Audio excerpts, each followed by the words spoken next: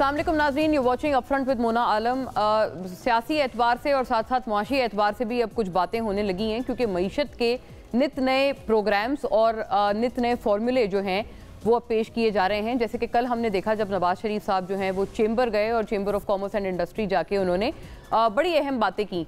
साथ साथ उन्होंने ये भी बोला कि इलेक्शंस जो है वो 2022 में भी हो सकते थे अगर पीटीआई चेयरमैन इमरान खान साहब कोई तारीख के हवाले से या डेडलाइन के हवाले से इस तरह से धमकी आमेज अंदाज में बात ना करते, जिसके ऊपर फिर उन्होंने शहबाज शरीफ साहब को बोला, देन प्राइम मिनिस्टर को, कि कोई ज़रूरत नहीं है, वरना अगर आप ऐसा करेंगे तो ऐसा लगेगा कि आप उनकी धमकी में आ गए हैं। खैर, ये बड़ी एक अहम बात है, क्या वाक़तन ऐसा है? क्योंकि दूसरी तरफ से पीटीआई की तरफ से मुसलसल तौर पर पीएमएलएन पर ये इल्ज़ामात आयद कर रहे हैं कि वो ही एक वाहिद जमात है जो कि इलेक्शन से आंखें चुरा रही है और इलेक्शंस को चाहते हैं कि जितनी उसमें ताख़ीर हो उतनी बेहतर है। वैसे ये बात करने वाले सिर्फ पीटीआई नहीं है, पीपल्स पार्टी भी उनकी आवाज़ मिलाते हुए आजकल बहुत अहम तौर पर नज़र आते हैं। और बिलावल साहब ने पीएमएलएन का या मुस्लिम लीग नून का जो है वो नाम भी आज रखा है। उन्होंने महंगाई लीग जो है एक नया नाम दरियाफ्त किया है पीएमएलएन के लिए। उसकी क्या वजूहात हैं, क्या असबाब हैं, इस पर भी आज बात रहेगी। लेकिन एक बहुत इंपॉर्टेंट मैटर साथ साथ ये चल रहा है कि निगरान जो वफाकी हुकूमत है नाजरीन, उन्होंने भी जो फैसला आया था मिलिट्री कोर्ट्स में सिविलियन ट्रायल्स के खिलाफ सुप्रीम कोर्ट में, उस सिलसिले में एक बड़ा अहम कदम उठाया है और निगरान हुकूमत ने बहुत एक अहम अपील भी इस सिलसिले में दायर कर दी है, जो कि अब ऑफिशियली वी कैन से कि केयर टेकर गवर्नमेंट का इस वक्त स्टैंड बन गया है इस पूरे मामले पर। इस सिलसिले में कुछ चीज़ें हैं जो आप देखते चलिएगा। वफाकी हुकूमत ने सिविलियंस के मिलिट्री ट्रायल कलअदम करार देने के फैसले के खिलाफ अपील दायर कर दी है। Intra court appeal attorney general Usman Mansoor की जानिब से दायर की गई। सुप्रीम कोर्ट का सिविलियंस की फौजी अदालतों में ट्रायल के खिलाफ फैसला कलअदम करार दिया जाए और अपील पर फैसले तक 5 रुकनी बेंच के खिलाफ के फैसले पर हुक्म इम्तना दिया जाए। मिलिट्री कोर्ट्स केस में बनाया गया बेंच सुप्रीम कोर्ट पर प्रैक्टिस एंड प्रोसीजर्स के तहत नहीं था। सुप्रीम कोर्ट के 5 रुकनी बेंच का क़याम कानून के मुताबिक ना होने से फैसला भी गैर मौसर है। ये मतन है। 9 मई के वाक़यात में जो कैद तमाम अफराद का मिलिट्री ट्रायल है, हम वो नहीं चाहते हैं। मिलिट्री ट्रायल सिर्फ उन अफराद का होगा जिन पर ऑफिशियल सीक्रेट एक्ट के दिफात लगाई गई हैं। फौजी अदालतें 9 मई के वाक़यात में मुलविस अफराद के लिए खुसूसी तौर पर कायम नहीं की गई। फौजी अदालतें उन अफराद का ट्रायल करेंगी जो फौजी तनसीबात को नुकसान पहुँचाने में मुलविस थे। ये भी मतन है। सुप्रीम कोर्ट के 5 रुकनी बेंच ने जिन दरख्वास्तों पर फैसला दिया वो नाकाबिले समाअत थी। आर्मी एक्ट और ऑफिशियल सीक्रेट एक्ट की दिफात कलअदम होने से मुल्क को नाकाबिले तलाफी नुकसान पहुंचा। सुप्रीम कोर्ट 23 अक्टूबर के फैसले को कलअदम करार दे और ऑफिशियल सीक्रेट एक्ट की कलअदम करार दी गई दिफात भी बहाल की जाए। आर्मी एक्ट के कलअदम करार दी गई सेक्शन 59(4) भी बहाल किया जाए और अपीलों पर हतमी फैसले तक फौजी अदालतों में ट्रायल रोकने के खिलाफ हुक्म इम्तना जारी किया जाए। जस्टिस एजाजुर रहसन की सरबराही में सुप्रीम कोर्ट की 5 रुकनी बेंच ने आम शहरियों के मिलिट्री कोर्ट में ट्रायल के फैसले को कलअदम करार दिया था। ये इसका बैकग्राउंड है, जिसे हुकूमत ने चैलेंज करने का ऐलान किया था और चैलेंज उन्होंने बाज़ाब्ता तौर पर कर भी दिया। लेकिन नाजरीन, सिर्फ यहाँ नहीं, सेनेट में यानी upper house of the parliament में भी इस मामले की बहुत गूंज पिछले दिनों से सुनाई दे रही है और आज भी सेनेट इजलास एहतजाज की नज़र हो गया। सेनेटर सादिया अब्बासी, सेनेटर कामरान मुर्तज़ा का एहतजाज, फौजी अदालतों को करारदाद पर बात ना होने तक ऐवान नहीं चलने देंगे, ये कहा गया। और सेनेट में 100 में से 12 जो सेनेटर्स हैं वो फौजी अदालतों के हक में बात उन्होंने की है और जाहिर है जो मेजॉरिटी प्रिंसिपल हैं सादिया अब्बासी साहिबा के हिसाब से ये इसकी डिफाइंस है। ये उनका बेसिकली उनकी स्टेटमेंट थी सेनेट में। इस सिलसिले में नाजरीन शॉर्ट पे आपको मैं सुनाती हूँ कि किन अल्फाज में जो है वो तरदीद की गई है और बाय एंड लार्ज पीएमएलएन के जो दीगर सेनेटर्स हैं वो इसके हक में खड़े हुए नजर आते हैं। इसहाक डार साहब ने भी इसके हक में बात की है कुछ रोज़ पहले और सादिया अब्बासी साहिबा इंटरेस्टिंगली पीएमएलएन की ही सेनेटर हैं, शायद खाकान अब्बासी की हमशीरा हैं। उन्होंने भी इस हवाले से एतराज़ उठाया है, यानी despite being a PMLN senator she is against the entire notion. सुनिएगा कि किन अल्फाज में जो है मुखालफत भी की गई है। 92 मेंबर्स इस हाउस में मौजूद नहीं थे और सिर्फ 12 मेंबर्स या 11 मेंबर्स यहाँ मौजूद थे और एजेंडा के बरखिलाफ एजेंडा में जो चीज नहीं थी और एक रेजोल्यूशन इस हाउस में लाया गया और वो रेजोल्यूशन था कि मिलिट्री कोर्ट्स को हम सपोर्ट करते हैं। मिस्टर चेयरमैन, ये जमहूरियत की नफी है, ये जमहूरियत के ऊपर शबखून मारा गया है। इस हाउस ने कवायद और जवाबित से हटकर जो काम किया उसको हम एंडोर्स नहीं करते, हम उसके खिलाफ हैं और हम किसी सूरत भी मिलिट्री कोर्ट्स की इजाजत नहीं दे सकते और ना ही हम उनको सपोर्ट कर सकते हैं। जी नाजरीन, तो कुछ इन अल्फाज में जो है वो मुखालफत की गई इस आइडिया की, लेकिन जो इसके प्रोपोनेंट आइडियाज़ हैं वो ये हैं कि जो माजी की काविशें हैं लॉ इन्फोर्समेंट एजेंसीज की वो तमाम रायगां चली जाएंगी और एक ब्लैंकेट किस्म की इम्यूनिटी मिल जाएगी तमाम तर हार्डेंड दहशतगर्दों को अगर ये जो चीज़ है ये आगे बढ़ती है और सिविलियंस का जो मिलिट्री कोर्ट में ट्रायल है उसके ऊपर एक ब्लैंकेट आप समझें, उसके ऊपर एक डिफाइंस आ जाती है कि उसको ख़त्म कर दिया जाता है। ये तमाम मामला नाजरीन इस वक्त चल रहा है, इसकी पार्लियामेंट सुप्रीम कोर्ट दोनों इतराफ में गूंज है। ऊंट किस करवट बैठेगा ये यकीनन वक्त बताएगा, लेकिन इसके सियासी एतबार और पर्सपेक्टिव्स को और साथ साथ जो तज्जियाती इस पे व्यूज़ हैं तमाम को हम आज ज़रूर डिस्कस करेंगे। आफ्टर ब्रेक हमारे साथ रहिए।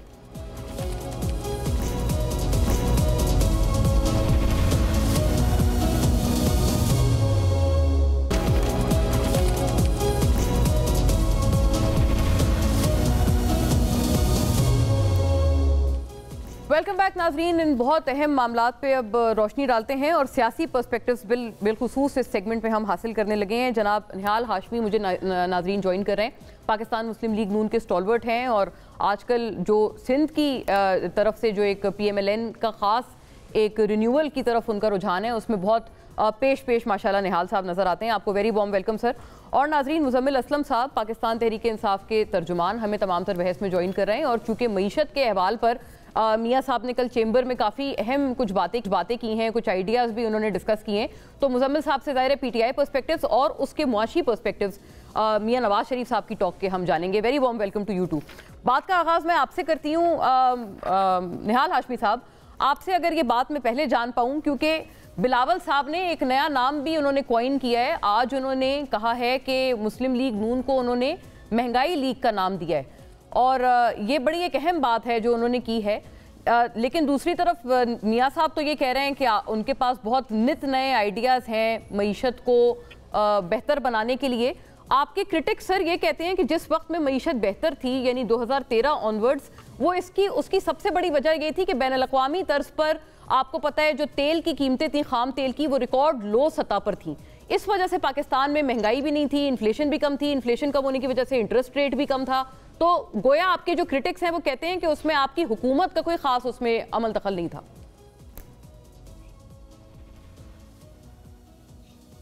बिस्मिल्लाहिर्रहमानिर्रहीम। मोना, आप तारीख की स्टूडेंट हैं और एक सीजन जर्नलिस्ट हैं। आपको पता होगा कि 1990 में पाकिस्तान की मईशत अबतर हाल में थी और यहाँ पे लॉ एंड ऑर्डर भी बहुत ख़राब था और कॉन्फिडेंस लेवल भी बहुत लो था। तो उस वक्त जब मोहम्मद नवाज शरीफ साहब ने बागडोर संभाला तो उन्होंने एक नए आइडियाज़ फ्लोट किए और वो नए आइडियाज़ क्या थे? ग्रीन चैनल था, फॉरेन करेंसी बैंक अकाउंट था, उस आइडियाज़ में सी पोर्ट था, ग्वादर हो या कराची एयरपोर्ट हो या लाहौर हो या इस्लामाबाद एयरपोर्ट हो, मोटर वे था, स्मेडा था, स्मॉल एंड मीडियम जो इन्वेस्टमेंट है और जो लोन है उसका था, फिर येलो कैप था, टूरिज्म। ठीक है, ये तो नवाज शरीफ जब भी आए वो नए आइडियाज़ के साथ लेकर इतना तेज़ी से हमारी मईशत उभरी कि उस वक्त नरसिम्हा राव ने और मनमोहन सिंह ने मोहम्मद नवाज शरीफ साहब से ये दरख्वास्त की कि हम वो फार्मूला जानना चाहते हैं जिससे आपकी मईशत, उस वक्त हमारी रिज़र्व करीबन 20 अरब के आगे पीछे था और इंडिया के पास $1 अरब से भी कम रिज़र्व था और वो उस वक्त बड़े बुरे हालात में थे। तो नवाज शरीफ जब भी आते हैं एक नए फार्मूले के साथ, एक नए आइडियाज़ के साथ, नए एवेन्यूज़ के, फिर आप उनके दूसरे अदवार को देख लें 97 ऑनवर्ड, तो एक पाकिस्तान को दिफाई तौर पे वो मजबूत करने ले गए, वो मिसाइल प्रोग्राम, न्यूक्लियर टेक्नोलॉजी की तरफ गए, उसको स्ट्रेंथन किया उन्होंने JF-17 थंडर की तरफ, और फिर वो टनल्स हो, मोटरवेज हो, तो एक नए अदवार की तरफ लेके जाते हैं। और जब 2013 में भी आए तो उन्होंने फिर एक नया एवेन्यू खोला। वो नया एवेन्यू था सी पैक एवेन्यू, वो नया एवेन्यू था। नौजवानों के हाथ में कलम देना वो नया एवेन्यू था। जो लॉ एंड ऑर्डर सिचुएशन बहुत ज़्यादा ख़राब हो चुकी थी हमारे खत्ते में, उसको बेहतर करना, वो मैं कराची में रहता हूँ तो वो नया एवेन्यू था। कराची में लोग घर से सुबह निकलते थे, शाम को वापसी क्या नहीं पता होता था। आप भी शहर से हैं। हाँ, तो ऐसे एक सपोर्ट दिया ताजिरों को, ट्रेडर्स को, बिजनेसमैन से, कॉमन मैन को कि हमने। लेकिन निहाल साहब वो आपके साबिक इत्तेहादी, आपने बरमला जवाब दिया। आपने कहा 2013 नहीं 1990 में भी नित नए आइडियाज लेके आए थे मियां साहब। लेकिन आपके साबिक इत्तेहादी फिर आपको महंगाई लीग का नाम क्यों दे रहे हैं? और वो इसी बुनियाद पर दे रहे हैं कि 16 माह की जो आपकी पिछली हुकूमत थी, जो मियां साहब के, नवाज शरीफ साहब के ही छोटे भाई की थी, उसमें तो महंगाई के मतलब जितने नित नए आइडियाज है उस वक्त तो नित नए रिकॉर्ड्स बनने थे। ये बिल्कुल ठीक कहा आपने।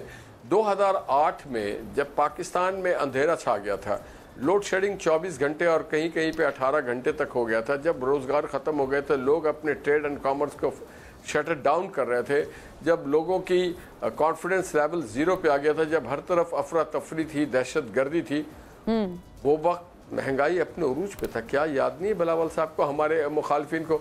और फिर ये क्यों भूल जाते हैं कि जब कोई हुकूमत होती है उसका वज़ीर आज़म तो ओवरऑल निगरां होता है, मगर हर वज़ीर अपने महकमे का वज़ीर आज़म होता है। तो बताना पसंद करेंगे कि 16 महीने में हमने तो अपना पॉलिटिकल कैपिटल दिया, 16 महीने में हमने पाकिस्तान को डिफ़ॉल्ट नहीं होने दिया, मगर क्या बताना पसंद करेंगे बिलावल साहब कि वो 16 महीने इंजॉय करते रहे, खारजा अपने आप को ओरिएंटेशन करवाते रहे, अपने आप को ग्रूम करने की कोशिश करते रहे? क्या इस दौरान सैर सपाटे के अलावा ही पाकिस्तान को कोई नया ट्रेड पॉलिसी, कोई नई ट्रीटी कहीं पे साइन हुई, कोई नया एग्रीमेंट हुआ, कोई नया मोटरवे, रोडवे, कोई नया किसी पड़ोसी मुल्क के साथ कोई GST प्लस टाइप की कोई चीज़ करके आए? नहीं करके आए।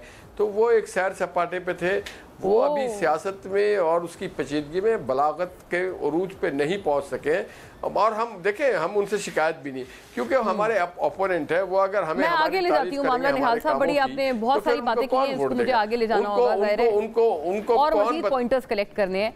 लेकिन मुजम्मिल साहब, अभी नवाज शरीफ साहब ने एक और नई पॉलिसी दी है इन्वेस्टर्स को इंडस्ट्रियलाइजेशन में या सनतकारी की तरफ राग़िब करने के लिए। सुनिएगा मियां साहब की का जो आइडिया है इसमें क्या है, और आपकी हुकूमत से वो बड़ा मुख्तलिफ है, वो लोग कहते हैं, क्योंकि आप लोग तो सनतकारों के पीछे ही पड़ गए थे हाथ धोके, और नैब और अकाउंटेबिलिटी आपने एक नए मतलब कट्टे खोल लिए थे उनके खिलाफ। सुनिएगा नवाज शरीफ साहब क्या कहते हैं। इंडस्ट्री में इन्वेस्ट करेगा, गवर्नमेंट नहीं पूछेगी कि ये पैसा कहां से आया। एजेंसी इसकी मुखालफत करती है, उनको भी पता लगे कि यहाँ पे हमारा मुआशरा इतना को बेईमान नहीं है कि वो अपना जो है वो इसको बुरा समझता है। ये अच्छी बात है कि उन मुल्कों ने भी ये काम किए हुए हैं, फिर इसी से गुजरे हैं वो, और जब हमारी बारी आ रही तो हम पे पाबंदियां लग। जी मुजम्मिल साहब, इसका जवाब फरमाइए, ये कैसा आपको आइडिया लगा? पूछेंगे नहीं इंडस्ट्रियलिस्ट से कि पैसा कहाँ से लाया है, और अकाउंटेबिलिटी और इन चीज़ों से कोई डरने की ज़रूरत नहीं होगी जो आपके दौरे हुकूमत में तलवारें लटकती थी उन पे। देखिए, सबसे पहले तो मौना मैं आपको बताऊं कि नवाज शरीफ साहब अभी तक 1990 में गुम है और उनको एहसास ही नहीं हो रहा कि ये 2023 है। ये जो है पिछली दफा भी इन्होंने जो इस तरह के कारनामे किए थे, उसकी वजह से 2018 जून में जब इमरान खान को कमान मिलनी थी, उससे पहले हम FATF की ग्रे लिस्ट पे चले गए। ये इसी तरीके के काम हो रहे थे, इसको एमनेस्टी दे दो, इससे पूछो नहीं, यहाँ से मनी लॉन्ड्रिंग हो रही है, यहाँ से जो है पैसा मुल्क से बाहर जा रहा है।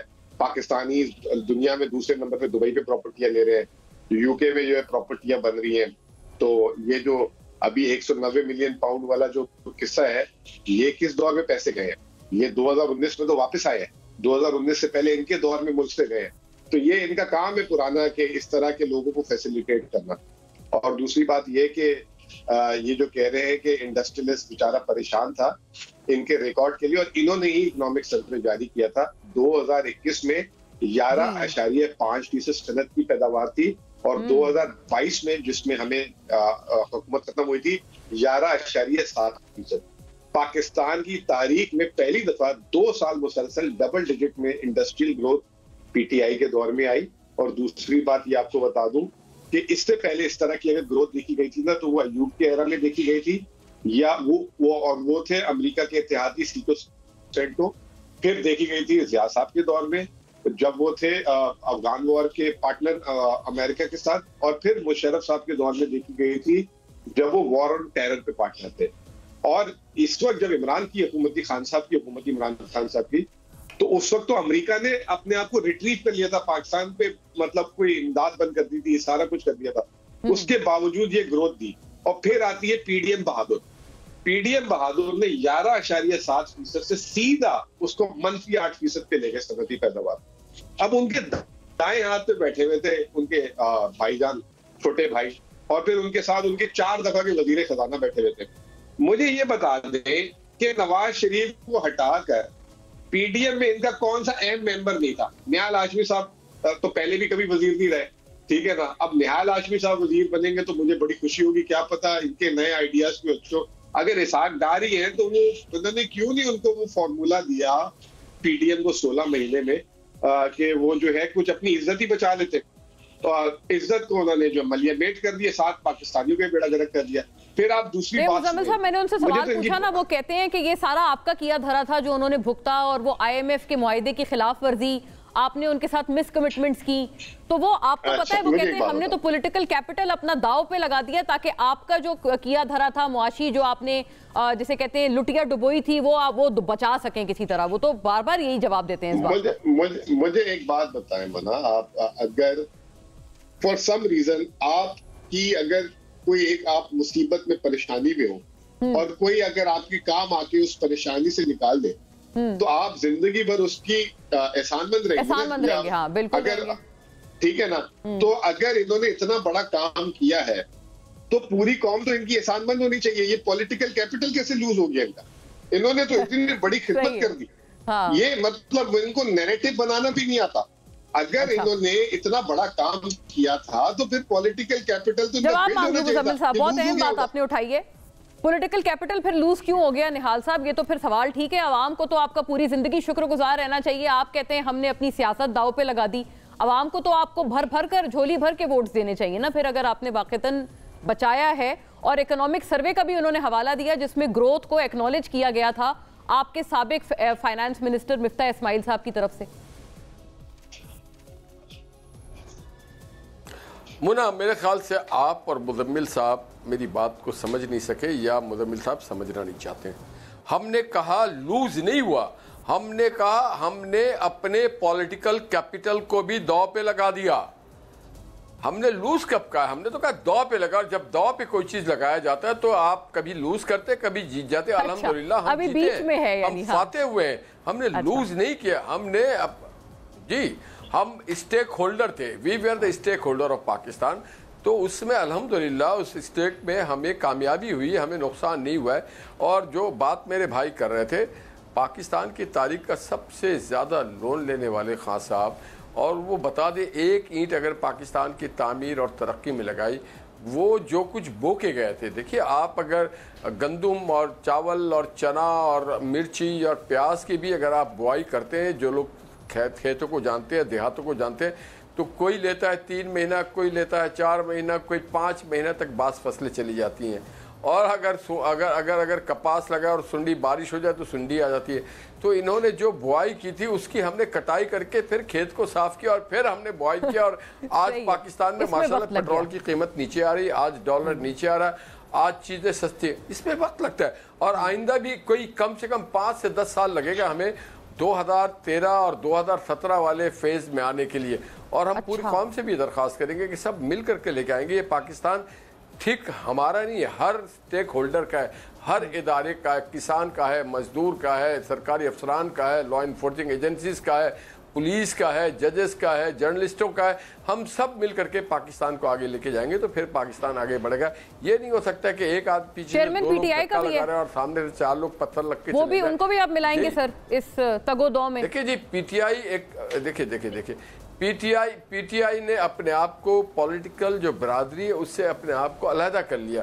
उसने जब सबको चोर कहा, सबको डाकू कहा, उसने जब कहा मैं किसी से बात नहीं करना चाहता हूँ, उसने कहा ये सारे चोर लोग हैं। जब वो हमें चोर है तो चोरों के साथ वो बात डाकुओं के साथ, उन्होंने कहा हमारे, देखिए वहाँ पे एक फेज आता है आमरीत का, एक अजीब माइंडसेट होता है। जब आप अमेरिका में भी जाकर के कहते हैं कि ओए तुम्हारे हम AC निकाल देंगे, तुम्हारा पानी बंद कर देंगे, ठंडा पानी पी तो ये नहीं होने देंगे, ये पंखा तुम्हारे जेल, तो एक माइंडसेट बन गया था। वो अपने अलावा पाकिस्तान के दीगर लोगों को ना सियासी समझते थे, ना पाकिस्तानी समझते थे, ना ईमानदार समझते थे, ना मुल्क वतन समझते थे। अच्छा, इसलिए आपने कहा उन्होंने सियासी अपने आप को खुद ही उन्होंने फैसला किया, हमें अलहदा किया। उन्होंने फैसला करके हमें अलहदा किया, हमने फैसला नहीं किया था, उन्होंने फैसला किया था। लेकिन अब तो स्टीयरिंग सीट पे आप है ना, अब केस तो नहीं बनाए। देखिए हमारे खिलाफ तो झूठे केस बने थे। हाँ, अब तो स्टीयरिंग सीट पे आप है ना, अब तो फैसला आप करेंगे, लेकिन आप कहते हैं कि उनको खमियाजा भुगतना पड़ेगा, आप भुगतवाएंगे। नहीं देखिए, हाँ नहीं, हमने ये नहीं कहा कि हम भुगतना पड़ेगा। जो आपने बोया है, आपने हमें अलहदा किया था ना अपने आप से। ठीक है, आपने कहा ये लोग सियासी नहीं है, चोर डाकू, ये माफिया है। तो आप फिर आप कैसे आप आए, माफी मांगे कौम से, माफी मांगे पार्लियामेंट से, जिस पार्लियामेंट को आपने जलाने की बात की थी, माफी मांगे उन शोहदा से, माफी मांगे पाकिस्तान की कौम से। आप तायब हो जाए कि आपने जो, हमने तो 28 मई को पाकिस्तान को दिफाई तौर पर मजबूत किया, आपने क्या किया? बात सारी ये है कि आप पाकिस्तान में फसाद फैलाना चाहते थे, आपने नौजवान नस्ल को तबाह बर्बाद कर पूरा, यानी आप कहते हैं प्री रिक्विजिट्स हैं। अगर उन्होंने अपने आप को दोबारा, आप कहते हैं अटैच करना है, आपने कहा डिटैच उन्होंने खुद किया। अगर उन्होंने अपने आप को पॉलिटिकल जो लोग हैं उनसे अपने आप को जोड़ना है वापस। मुजम्मिल साहब, बहुत लंबी फहरिस्त है और बहुत कुछ करना है। अगर वाकई दोबारा शामिल करना है PTI चेयरमैन ने, इमरान खान साहब ने अपने आप को सियासी लोगों में उन्होंने अगर शुमार करवाना है अपना। देखिए बात यह है कि इस वक्त ये भी बाहर है पार्लियामान से, हम भी बाहर, ठीक है ना। और हमारी आपस में बातचीत की कोई वैल्यू नहीं है, क्योंकि अगर हम दो फैसला भी कर लें, जब तक हम जो है पावर सर्कल में नहीं आएंगे तो कुछ नहीं हो सकता। तो इसका बेहतरीन तरीका ये है कि इलेक्शन हो जाए, इलेक्शन के बाद जो ऐवान में आएंगे वो जो है आपस में अगर बात करना समझते हैं बेहतर है करें, नहीं समझते ना करें। इनको लगता है कि ये जो है आ रहे हैं तो 100 बिस्मिल्लाह, इनको किसने रोका है? अगर आप ये कहते हैं कि हम स्टैम्प कर दें ये जो अभी नैब तरामीम जो है वापस से चैलेंज हुई है कि उससे हम पीछे हट जाए। बीच में तो इन्होंने ये कहा था कि इमरान खान को सबसे बड़ा नुकसान है 180 दिन के लिए अब इमरान खान की जमानत नहीं होगी, वो तो इमरान खान बेनिफिशियरी हो जाता अगर ये नैब कवानीन है। तो क्यों चैलेंज किया इन्होंने? इमरान खान ने तो इसलिए किया ना, इमरान खान को डर नहीं था क्या 180 दिन अंदर बैठ जाता। लेकिन इमरान खान ने कहा ठीक है मैं 180 दिन भी रहने के लिए तैयार हूं अगर मैंने गुनाह किया। तो नैब कवानीन इन्होंने बनाए। तो इस तरह की किसी चीज पे बातचीत नहीं होगी। और लेकिन मुजम्मिल साहब एक बड़ा जरूरी सवाल है आपसे। देखें अभी एक नया अलायंस बना है PMLN का, MQM का कराची में। वो ये भी तो तनकीद करते हैं आप पे कि आपके 14 MNAs थे कराची से पिछले दौर में, आपने शहर कायद के लिए कुछ भी नहीं किया। तो एक पॉलिटिकल वैक्यूम तो बहरहाल मौजूद है शहर कायद में। और वो कहते हैं कि ये जो है अब ये लोग पुर करेंगे, MQM पुर करेगी, PMLN पुर करेगी, आपकी वजह से। आपको लोगों ने बड़ा ट्रस्ट किया लेकिन आपने वफा नहीं की। देखिए पाकिस्तान की उम्र कितनी है? 76 साल है। PTI ने 3.5 साल गुजारे पाकिस्तान की उसमें हुक्मरानी में, वो भी सिंध हुकूमत हमारे पास नहीं थी, ना मकामी हुकूमत की। उस 76 साल में 3.5 साल को हटा के आप कराची की शक्ल देख लिया। अगर वो न्यूयॉर्क और पेरिस बन गया था तो फिर तो मैं आपके प्रोग्राम में अभी माफी मांग लिया। मैं खुद यहाँ कराची में पैदा हुआ, मेरी पूरी जिंदगी में, आई एम 46 ईयर्स ओल्ड, और मैं कराची की सड़कों में हर गली हर मोहल्ले में मैं जी जान से घूमा हूँ, ठीक है ना। नंबर 1। नंबर 2, अगर वैक्यूम हो गया है और इनको ऐसा लगता है कि कराची के लोग PTI को पसंद नहीं करते, तो आपके सामने है आखिरी जो है अप्रैल 2022 के बाद जो है कराची से जितने इलेक्शन हुए हैं, मेजोरिटी जो MNAs के इलेक्शन हुए, आमिर लियाकत की सीट पे हुआ, बाई इलेक्शन जो आप कह रहे हैं, जी ज़िमनी इंतखाबात, तो वो तो बगैर कैंपेन की जीत गए हम लोग, हुकूमत में भी नहीं थे हम लोग। तो ये तो अभी इट्स टू अर्ली टू से ना। अभी आप ये कह लेंगे जी वैक्यूम है बस। अच्छा, यानी अभी आप कहते हैं जो खुशी है, जो अगर सिंध में या खास तौर पे कराची में, अर्बन सिंध में अपने आप को दोबारा ये लोग एस्टैब्लिश करना चाह रहे हैं, तो बहुत जल्दबाजी है, मतलब ज्यादा खुश ना हो कि बहुत बड़ा कोई पॉलिटिकल वैक्यूम है जो इनको पुर करने को मिलेगा। आफ्टर अ ब्रेक नाजरीन, अगले सेगमेंट पे मैंने जाना है। Thank you to both the gentleman for this segment. Stay with अस।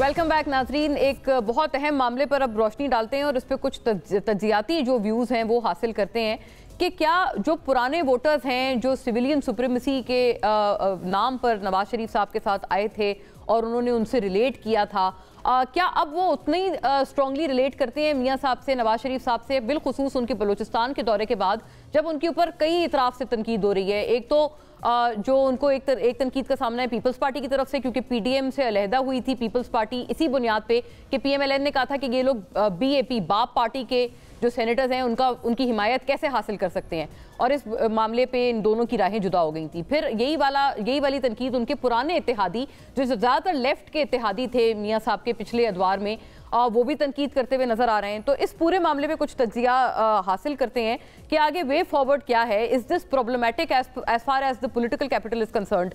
मुझे पूरी इस बहस में ज्वाइन कर रहे हैं जनाब अमीर अब्बास साहब, सीनियर जर्नलिस्ट, एंकर पर्सन, किसी तारुफ के मोहताज नहीं, एक household name. Very warm welcome Amir Abbas sahab. And our very own and very dynamic Muzammil Suhrawardy sahab, जो कि अपने बेबाक और बरमला तजिए के साथ हमें ज्वाइन कर रहे हैं इस पूरी बहस में, नीड ऑफ द आवर इस टॉक में। नाज़रीन मैं गुजारिश करूंगी, बल्कि मुजम्मिल साहब आपकी तरफ ये मामला लाती हूँ। पहले सुनिएगा कि सनाउल्लाह ज़हरी जो कि चीफ मिनिस्टर थे बलोचिस्तान के नवाज शरीफ साहब के, उन्होंने उनसे राहें जुदा की और अब ये नए इत्तेहाद पे वो क्या कहते हुए नजर आते हैं। ये बड़ा मायानाज, मतलब एक मशहूर ज़माना क्लिप है उनका पिछले 2 रोज से, आपने सुना होगा, लेकिन ये इस पर तज्जिया आप फरमाइएगा, नाजरीन के लिए ये है। नवाज शरीफ ने कहा था कि ये लोगों को इन्होंने बाप बनाया है, इनको मैं कभी अपनी पार्टी में नहीं लूंगा। तो मैं क्या कहूँ अभी मियां साहब को कि वो थूक के चाटने वाली बात है। जी मुजम्मिल साहब, थूक के चाटने वाली बात है ये? नहीं, ये वो बात जिस सिनेरियो में हुई थी तब बाप का बाप के सर पे मौजूद था और बाप का प्रोजेक्ट था जनरल फैज और जनरल बाजवा का। जनरल फैज और जनरल बाजवा के जाने के बाद बाप यतीम हो गई, जैसे हर किंग्स पार्टी यतीम हो जाती है। काफ लीग टूट गई, पीटीआई टूट गई, बाप पार्टी भी टूट गई और बाप पार्टी के भी 2-3 हिस्से हो गए। एक हिस्से में से कुछ लोगों ने आकर नून लीग ज्वाइन कर ली, कुछ लोग पीपल्स पार्टी में जा रहे हैं, कुछ बाप में अपनी जगह बजिंजो साहब के साथ मौजूद हैं जो बाप के प्लेटफॉर्म से इलेक्शन लड़ेंगे। कोई बाप पार्टी ख़त्म तो नहीं हो गई, वो डिसइंटीग्रेट हो गई है। जैसे आप कह लें पीटीआई के 3 हिस्से हो गए हैं, जैसे आप कह लें काफ लीग के कई हिस्से हो गए। ये जो किंग्स पार्टियां हैं ना, ये जो बाप बना के जाता है, उस बाप के जाने के बाद अक्सर हिस्से बखरों में तकसीम हो जाती हैं। पहली दफ़ा तो हुआ नहीं है, हर बाप के जाने के बाद हम सियासी यतीमियत देखते हैं। फैज़ और बाजवा के जाने के बाद हमने पीटीआई की सियासी यतीमियत भी देखी है, मुशर्रफ के जाने के बाद काफ लीग की सियासी यतीमियत भी देखी है, और फिर हम अब बाप पार्टी की सियासी यतीमियत भी देख रहे हैं। तो अब ये वो बाप पार्टी नहीं है जिस तनाजुर में जब फैज और बाजवा सर पे मौजूद थे और इन पर एस्टेब्लिशमेंट का साया था। अब तो ये हिस्से बखरों में तकसीम हो रही है, जैसे किंग पार्टियां होती हैं। उनमें से जो लोग नून लीग के साथ आ सकते थे वो नून में जा रहे हैं। इन सबको पीपल्स पार्टी ने भी ऑफर की कि आप हमारे साथ आ जाएं। जाम कमाल साहब को आखिरी दफ़ा ऑफर की, बजिंजो साहब को ख़त लिख के ऑफ़र की, और लोगों को रईसानी वगैरह उनके साथ थे उनको ऑफ़र की, सबको पीपल्स पार्टी ने भी ऑफ़र की। JUIF ने भी अपने साथ रईसानी वगैरह को शामिल करने की कोशिश की। मौलाना फजलुर रहमान भी इस कोशिश में थे कि ये जो बाप पार्टी के टुकड़े हो रहे हैं उनमें से कुछ लोग उनके साथ आ जाएं। पीटीआई अगर उसके अपने हिस्से बखरे ना हो रहे होते तो यकीनन इमरान खान साहब भी सबको दावत देते। आखिरी तो उन्होंने जमशेद दस्ती शामिल किया था टिकटें देने वालों में, जी। जो उनके बारे में इतनी बुरी जुबान इस्तेमाल करता था। तो ये आप किंग्स पार्टियां इस तरह टूटती हैं किंग के जाने के बाद, और उस टूटने के बाद सियासी जमातों में जाके जम हो जाती हैं, फिर उसको उस नजरिए से ना देखा जाए। तो अमीर अब्बास साहब, फिर उनमें से जो लोग निकलते हैं वो दूसरी तरफ चले जाते हैं। तो यही बात अमीर अब्बास साहब, बड़ी हो रहा कि आपको बड़ी हैरानगी हो रही है। इनको इनके जो पिछले इत्तेहादी हैं, इनको ये आसान सी बात समझने में इतनी मुश्किल क्यों पेश आ रही है, जैसे महमूद खान अचकज़ई साहब हैं या फिर ये सनाउल्लाह ज़हरी साहब हैं? मुजम्मिल सोहरवर्दी साहब जिस खूबसूरती से हुस्न ज़न पैदा करते हैं, ये फन भी वैसे इन्हीं के हाथों में है। ये फन और किसी शीशागर के हाथ में नहीं हो सकता। बिला शुबा हम इत्तेफाक करते हैं। देखिए, बाप हमारे बाप चला गया तो बाप का बाप तो आदाब है। मुजम्मिल साहब, बाप का पाप तो बाकी है ना। वो पाप, ये जो पाप बनी थी पाप की सूरत में, ये बाप पाप था ना, वो पाप कैसे धुल गया भाई?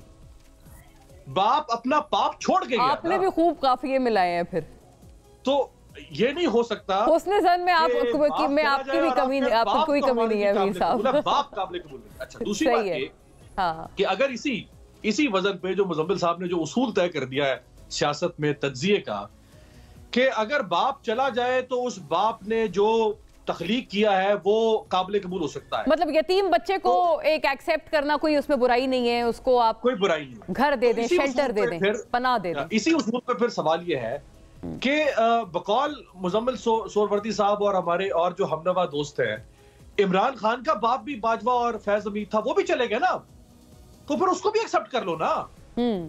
उसको क्यों ताने मारते हो कि सिलेक्टेड है, ला के बिठाया था, फुला किया था, बहुत दिलचस्प, उसको भी एक्सेप्ट कर लो फिर अपने उसूल पर तो कायम रहो ना।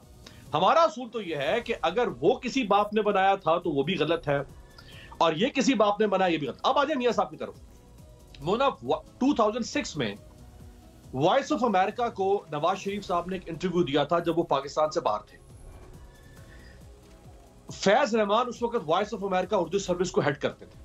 फैज रहमान साहब ने इंटरव्यू किया और उन्होंने सवाल किया कि अब आप वापस जाना चाहते हैं मुशर्रफ के दौर में और आप सियासत करना चाहते हैं, इलेक्शन लड़ना चाहते हैं, तो क्या आप उन लोगों को जिन्होंने आपको छोड़ के मुशर्रफ को सहारा दिया, क्या आप उनको शामिल करेंगे?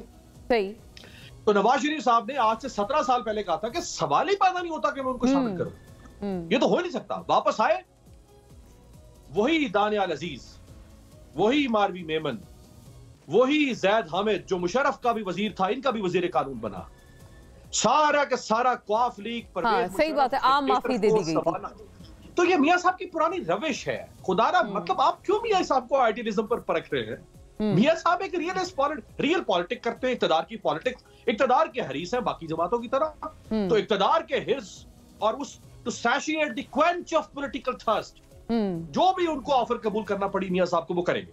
लेकिन फिर जो उनके वोटर हैं, सवाल आप सही कह रहे हैं, रियलिस्टिक हैं, आइडियलिस्ट वो नहीं है, लेकिन ये कि तमाम, आपने फिर कहा तमाम की तरह, लेकिन क्या उनके जो वोटर्स हैं जो उनके साथ एक जैसे कहते हैं हाँ में हाँ मिलाते हैं, वो उनसे रिलेट कर पा रहे हैं या नहीं कर पा रहे? बेसिकली ये एक बहुत जरूरी सवाल है, या वो अपने आप को अब डिसएसोसिएटेड फील करते हैं उनसे? ये बहुत अच्छा सवाल है और मेरा ख्याल है यही असल सवाल है जो उसको उठाना चाहिए अगले 3 महीने तक। हमने देखिए वोटर की हालत क्या होना, आप स्टूडियो में बैठ के, मैं यहाँ एक कोजी सोफे पे बैठ के स्काइप पे आपसे बात। अच्छा अमीर साहब, मुझे इजाजत दीजिएगा, मैं आपके इसी नुक्ते नजर पे वापस आती हूँ। ये बड़ा जरूरी इंपॉर्टेंट पॉइंट है। Take it ahead after a break नाज़रीन।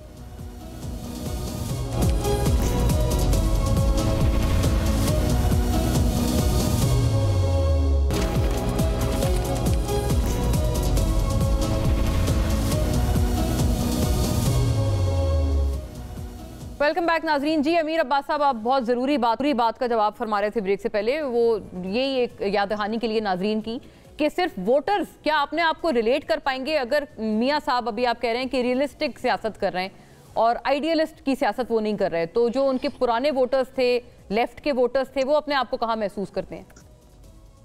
देखिए वोटर्स की क्या कैफियत है जरा हम उसको एनालाइज कर लेते हैं ना।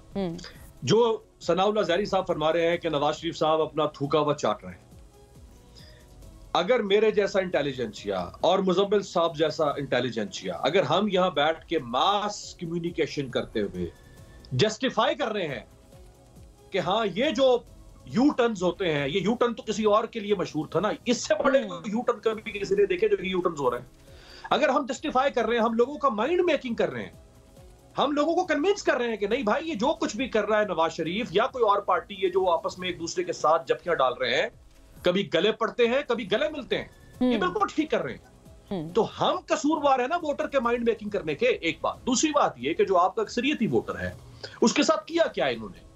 मोना एक लीथल कॉम्बिनेशन इस मुल्क में बनाया क्या है? वो लीथल कॉम्बिनेशन है गुर्बत और जहालत।